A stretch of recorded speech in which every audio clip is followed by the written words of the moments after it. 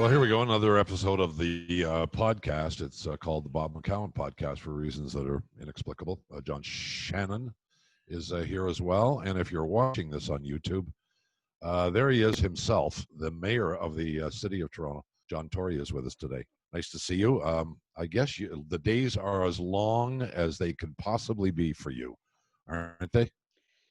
Yeah, they have been, because what we tend to do first thing in the morning is, like, literally first thing is have a meeting of what we call our emergency command table, where we're, and the pandemic is not as intensive as it was at the beginning, but it's certainly still, there's a lot of problems for a lot of different people. And so we start early and finish late, but it's sort of the nature of the beast, and we're coming through this. And I want people who are listening or watching to hopefully feel confident that we're closer to the end, hopefully, than to the beginning. And that's all you can do, is just keep at it. John, what have you learned? What have you learned about the pandemic? What have you learned about the city going through a crisis like this? Well, I've learned, on the one hand, the good news is that people really do care about each other, and they've looked after each other. So the number of people who had to pick up and look after, say, a senior who we said, do not come out of your apartment, because if you're 80 years old, you are seriously at risk, and so you should just stay home. And those people were used to, in many cases, being quite independent and doing their own shopping and things like that. And suddenly they were people being told not to go out of home. And some of them don't have any relatives that are around Toronto. And so people pitched in, and organizations pitched in, and partnerships were formed, and people looked after each other. So I was very impressed at that. I've also learned a lot about people's behavior and what it takes to get people to say, well, and this is tough. I mean, when have we ever been asked in our life to stay away from our friends, and to stay away from our family, and not to go out ever, and to not to be able to have any forms of entertainment we're used to, and not to go to a restaurant, and it goes on and on and on, and or to put on a face covering. I still find it quite strange. I'm getting used to it now, to wearing a face covering, but these are all things we ask people to do. And I discovered a lesson that you learn 1,000 times, if not a million, in your life, which is that 95% of people will go along with you if you're reasonable in what you're asking them to do, and 5% of people will not.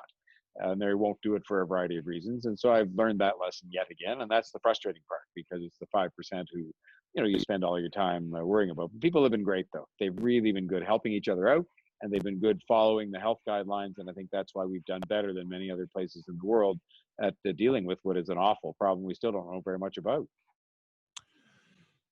So the numbers have been pretty good for about the last 10 days or so. I think we've been under 100 in the province of Ontario, and obviously less in the city of Toronto. How concerned are you about the next wave, a second wave, as we start to move into reintroducing people to normalcy? Well, Bob, they've told us, the medical experts, and I've relied on them, and have not contradicted or gone against their advice once yet, because that's what they're there for, is to listen to them, and they know what they're doing. They're scientists and doctors, and I'm not. They have told us there will be a second wave. I mean, that's almost like a virtual certainty. The question is only how big it's going to be. And I think I'm obviously anxious about that, because what we really can't afford to have happen is to have the whole economy and the whole city shut down again. I mean, when I say we can't afford it, I mean, we would do what we had to do, but it's just not something that's going to be, it's going to be disastrous in terms of its consequences, as was the first time.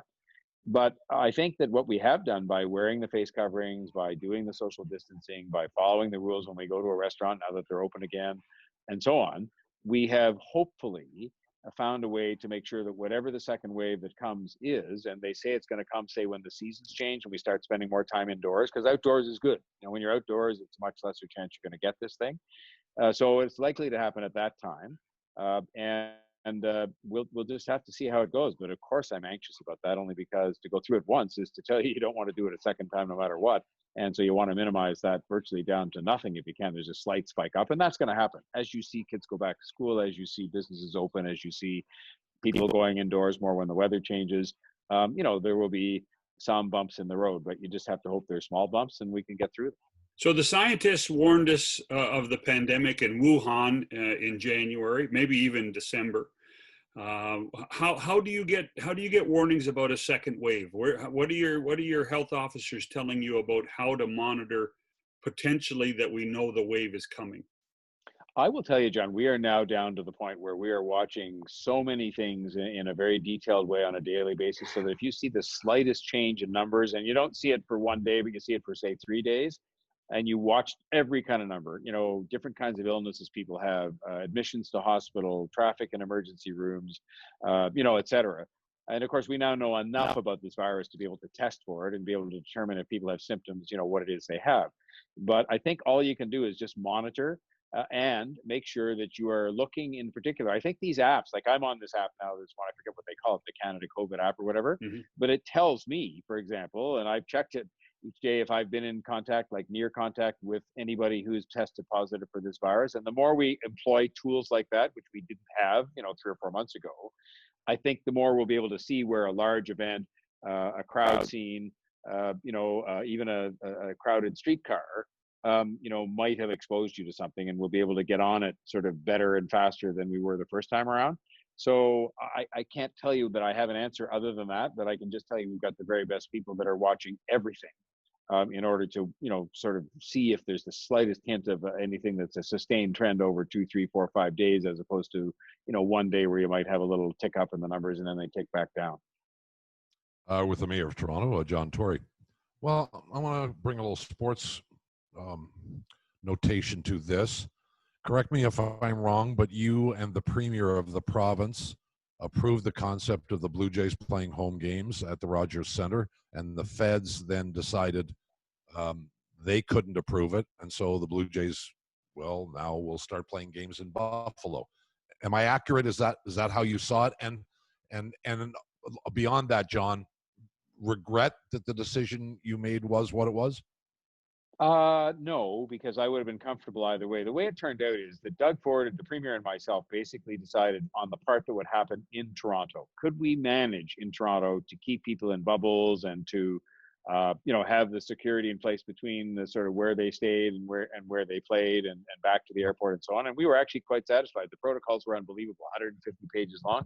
We even went to the extent of meeting with the players to say, look, are you serious about this? Because if you're not, not that they would have sat there and said, no, we're not serious, but, you have to be serious because it's your livelihood. It's the livelihood and well-being of your fans. It is the well-being of the city that is at stake if people are going to kind of not follow these rules. And they said absolutely, positively they were, and they were sincere about it, I believe. So we dealt with that part, the part that was always the hardest to deal with. And I can tell you from the first day Mark Shapiro called to say, we want to be like every other team and play in our home stadium, because every other team was. I said to him, Mark, the biggest problem you're going to have is there's a border in between us and all those other teams. And the border is a very sensitive point, given how things had unfolded with respect to COVID-19 in the United States and Canada. And it was going to be more complicated, frankly, than the hockey or the basketball. The basketball turned out to locate their bubble in Orlando, so it wasn't our challenge. But the hockey was actually simpler to deal with, because you had the teams that came here. They went into a very clearly structured bubble. They stayed in it. Nobody came and went, except those who lost, including our own team. But having said, we'll come back to that, I'm sure. But so it was simpler. But so the federal government made the decision I think they thought was right in the context of the comings and goings of the team, which was always the most complicated part of this. I don't think the complication was in the part that Premier Ford and I and our health officials dealt with, because don't forget, it wasn't him and me. We took the advice of our health officials who said this was manageable in the context of what went on in Toronto, if people got here and followed all the rules. And so that was the part that we were supportive of, and the federal government decided the risk wasn't one the proper.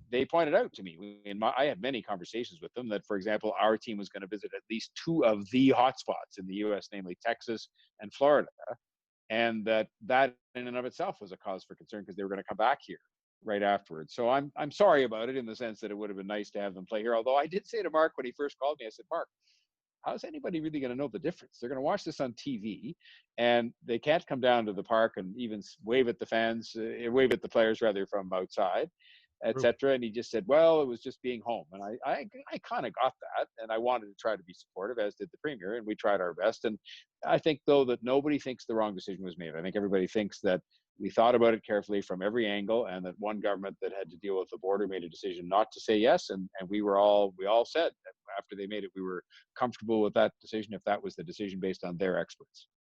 Actually, you bring up a very interesting point in that we've seen you, and we've seen Premier Ford, and we've seen Prime Minister Trudeau all sing from the same hymn book. It has not become a political issue in our country, and I think that's one of the success stories of managing the pandemic. Why has that happened here? And why? I mean, why from the beginning has it been so much easier for us to do that politically? You study politics, John, and that's one of the great successes of why we've done so well. It is absolutely the truth. The fact that we have acted together, that we've talked with each other, we've cooperated with each other, we've had our experts talk to each other, the health experts and so on, has been fundamental to our success. And I think it also was contributed to by the fact that you had no one person from among the three of us, Mr. Trudeau, Mr. Ford, and myself, who were trying to politicize this. You know, what you've seen elsewhere is you've seen people trying to politicize this for a variety of reasons, some of them just being interest groups who are wanting to fight a civil liberties fight about wearing a face covering. When, you know, the science certainly says, based on everything I've been told, that the face coverings help. They're not a silver bullet, but they help. And so we've had no hesitation here in agreeing by and large as to what we'll do and things like that. But we've also had nobody trying to politicize it to try and win votes for themselves, because all of us are in office, we have a job to do, and we're not at the moment running for election. And so I think that's helped. And I think from the beginning, it's just kind of the Canadian way. I mean, I know we fight as between governments from time to time. I try to minimize that. I see it as largely a waste of time. I'll stand up for Toronto when I have to, but I see fighting with the other governments whose help I'm usually seeking on things to be largely a waste of time. And so I think the others have found it the same way. We had enough to do dealing with a terrible crisis. We were given projections. I sat in a room towards the end of March on a Saturday morning. I will never forget this as long as I live. And I was told that if we did nothing, the minimum number of people who would die in Toronto was 4,000. The maximum was something more like 15,000. And the whole notion to me that 4,000 people in Toronto could die from any cause whatsoever. I mean, we don't have hurricanes and typhoons and earthquakes here. So this was like something I'd never heard anything like this before. And I just said, what do we have to do to stop that? And we got the advice that basically said, shut the city down. And so we moved first on that, but the province moved almost hand in hand with us, and the federal government didn't have to deal with that kind of thing. They brought the supports into place once we had closed the city down to help people to survive economically and otherwise. But we cooperated from the minute one and told each other what we were going to do, talked to each other about it, cooperated with each other. Our experts talked to each other. And I think it has been fundamental to our success compared to a polarized debate, divided population, divided politicians, and people trying to, pursue campaigns while they fight a pandemic. I'm not sure those two go hand in hand very well. No, but you alluded to the fact that we here in this country tend to do what we're told, especially when push comes to shove, and we don't have that American philosophy. And look, I'm an American. I confess. But Americans are resilient to being told what to do or where to do it. It's You're dead right, Bob. in them. And yeah, and that's why they have the situation. That's one of the reasons why they have the situation that they have. Not because they're stupid, it's just that they have this. What's the expression in our Constitution? Peace, order, and good government. Right, and you know, so you compare that to other countries where they've had to fight revolutionary wars to create their country and this and that and the other thing. And we have our challenges here, but we're about peace, order, and good government. And the order part means, you know, by and large, that when authorities, especially if they're basing it on what seems to be valid health and scientific information in a crisis, you basically go along with what they've said. And as I said, 95, if not 98% of people have done so. And that also has been fundamental. Down there, you literally had riots in the streets of people saying, I'm not going to put up with you trying to close businesses or not open schools or tell me to wear a face covering. We've had very, very little of that here. Even those kind of famous episodes you see on TV where people are in a Costco and having a epic meltdown about being told they had to wear a mask. You've had a little tiny bit of that here, but just a tiny, tiny bit, because most people have said, hey, if that's going to protect the health of my neighbor, I look at it as like our healthcare system. You know, once there was a documentary that Michael Moore did, and he was having some guy go around and he said, how would your neighbor feel if you had to have a heart operation and he was healthy and paying his taxes and he had to pay for your operation through his taxes? And the guy that was sitting in the golf cart with Michael Moore said, don't you get it? That's exactly the idea. We're trying to help each other and make sure we all do well. And I think that is the way we look at these things in Canada, and why we're prepared to put up with a bigger role from government saying, well, we're all in this together. And I think that's where it's come true in this case. And in the US, it's more of kind of rugged individualism and all of that. And I'm not being critical of Americans. I love Americans. But at the end of the day, we've done a little better, and we shouldn't declare any victories yet. We're still in the middle of a pandemic, but we seem to be doing better. By the way, John, 2 of the 3 of us on this call do, we're told. The other one's Bob McCown. Okay. You're telling me, look, I can admit, and I will admit right here on this podcast, that I competed with this man for 5 years on radio because we were on at exactly the same time in the afternoon. Yes, you did. Now, how'd that work out, Tory? I was going to say, if you had more billboards too, John. You had more billboards. I think that's rubbish. But having said that, he had a 20-year head start on me. But I think I was catching up and closing the gap, but I never did close it. So that is a testament to the fact that he's a guy that doesn't necessarily follow the rules. He breaks a few glasses along the way, but that's what you have to do in that business. And in life generally, you got to break a few glasses in order to do well. So 2 of the 3 of us are people that are deferential to authority. One is not. Who's made the most money of the 3 of us? It's him. So let's talk about the NHL bubble.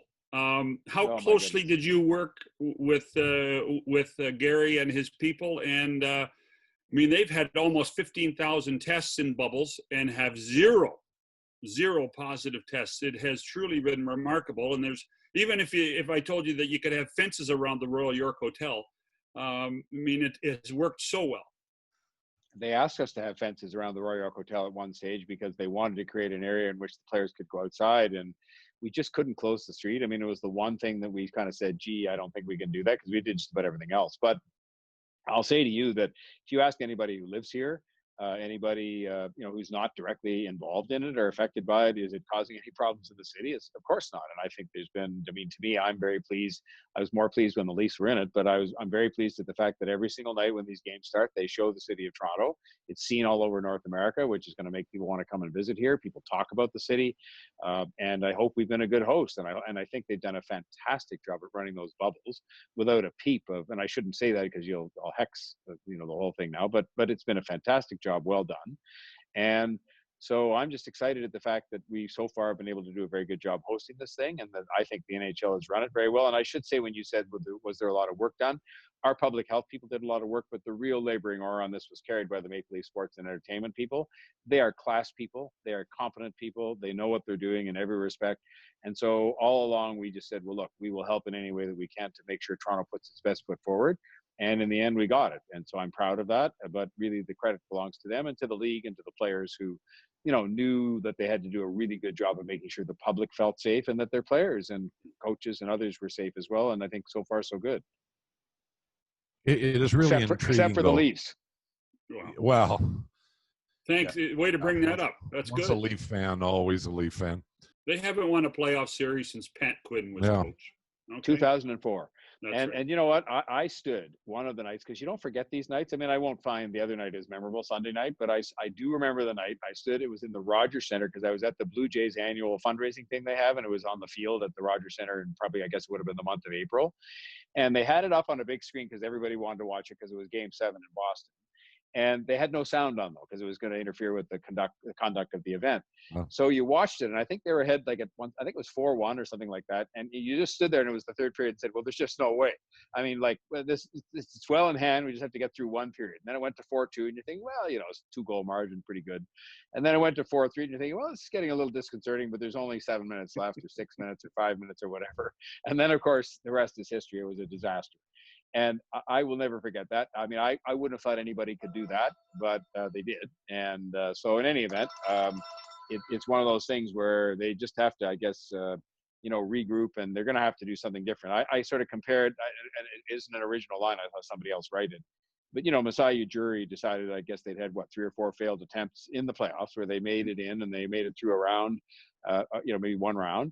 And then I think when he, made the DeRozan trade, he was just deciding he had to do something really bold. It could have been an epic failure. It turned out to be an epic success. And I think that now, the management, assuming it doesn't change, and I'm not sure that should happen just yet, although they've had quite a few bites of the apple now, but, they should try something epic, whatever that means. And maybe get some defense There's in the there. Headline, and, Tory calls for Leafs change. There's the headline right there. Well, but you notice I said change in the playing roster, not in the the management ranks. Yeah. Well, I mean, that's pretty chicken of you. I mean, because you got to call for management change too, don't you? I mean, the players aren't going to change themselves. So you have And a this manager management who's put this you have a group manager together. who's relatively new. Yeah, but Bob, you have a manager who's still relatively new. You have a coach who's brand new, and I don't think the team president is the problem. In fact, I think Brendan Shanahan's just a class guy, and he's, look, he hired the other guys, so I get that part. But Well, I I don't think like the two them guys, all too, Tory. Yeah, yeah. I mean, this is not a Okay, popularity contest. So who are you going to fire and why? I mean, the manager has not had much time yet. The coach certainly hasn't. He's had, what did he have? Actual 4 weeks of playing time or something, so I just think that they just got to change the playbook. That's all. Maybe not change the management, but change the playbook the management is using. If they're not capable of doing that, then I guess you have to, examine that question. But I think they are capable. I think they're smart guys. No, I'm just listening to both you guys just dig holes. I mean, because they're not going to change owners. They're not changing management. They need to improve their blue line, and if they improve their blue line, they'll be fine. Yeah, but they have no room to improve their blue line without trading somebody away on one of those big contracts, and that's the bold step they're going to have to take. Just like the DeRozan trade in basketball. Thank you. I mean, he was the fan favorite. Everybody loved him. He was a big star. But they traded him, but they were never going to win with him. They were never going to win with him. You're right. You're right. I don't know who the equivalent is on the Leafs, but it's got to be somebody. And if they'd won the draft pick the other night, I'd have said, well, maybe we can hold out hope that can help us to go the extra mile. But the problem is a defensive problem, I think. I mean, I'm much less an expert than you guys are, but the problem is a defensive problem. I mean, now they didn't show much offense during that so-called series with Columbus. I mean, would they score 3 goals in 5 games or something? Or they scored one night 4 and one night 1, I think. So they had 5 goals in 5 games. I think it's not exactly the most dynamic output, but math, Tor, doesn't matter. They lost. That's what happened. That's yeah, all they sure that matters. did. They got less goals than the other guy over 5 games. Right. Well, look, I'm not going to sit here and say what I do because it's not in my pay grade. And I'm not taking it. That is absolute bull. That's how you made your pay grade, is to actually say what you would do and be critical of those who didn't do it. So come on now, let's hear it. Now he's just on the Raptors bandwagon. Now he's just worried about the Raptors, and that's all we need to worry about is what happens on the basketball court. I'm pretty much retired. Yeah, I'm pretty much retired. I'd help you, Tory, because I like you. If you needed any help, I'll come make some decisions for you. But the rest of these guys are on their own. To hell with. That's sort of the way I look at it these days. And I'm very bullish on the Raptors. I'm very bullish on the Raptors. Very bullish on the Raptors. I'm actually quite bullish on the Jays. I think they, they're showing surprising strength in their starting rotation compared to what you might have expected, and they've got a lot of young talent. So who knows? But the Raptors, I think, are just it's all those people who wrote them off at the beginning of the season, and they're just showing up every night. Might have to bring that jacket back out, John. I have it dry cleaned. And it is waiting, but it is waiting until we make the playoffs. And so it is not coming out until we make the playoffs, and it will be out at that time. I tried with a Leafs tie. It was an abysmal failure, so I've had to junk that. I had this really garish Leafs tie. I thought it might work, but it didn't work. No, the tie was crap, and the jacket, I love you for wearing the jacket and standing in the park there, but in Jurassic Park, but that is a nasty looking jacket. You can wear it once. Will you do that? Wear it one time. No, oh my God, Bob, it was. You look like a poor man's Don Cherry, and that I couldn't insult you even anymore if I possibly tried. No, that is fairly insulting, but but anyway, we'll get the jacket out and see how it goes. Last year, when they went on, they lost 1 game in one of the playoff series, so I put a poll out on the internet. Got thousands of responses to it saying, because I have actually 2 Raptors jackets, one a really nice OVO sort of leather jacket, and then the garish one you talked about, and I had something third that I offered up like a windbreaker, and overwhelmingly people picked the jacket you hate. So I'm going to stick with that. It's a proven winner. It's a proven winner, and we'll see how it goes. I'm prepared to junk it. I'm prepared to junk it if I have to, but I mean, I'm starting out with it because I have faith. So it means you're with the win. Mr. Mayor? Yeah. Mr. Mayor, we're most appreciative of your time in what is, I mean, every day is busy for you. We thank you as always, and we look forward to chatting down the road. Thank you, anytime, John, Bob. very much. You call us up. John, nice to talk to you as well. Have fun, guys. Cheers. There's the mayor of the city of Toronto, John Tory. We'll see you next time. This is the podcast. Okay, bye-bye. Bye.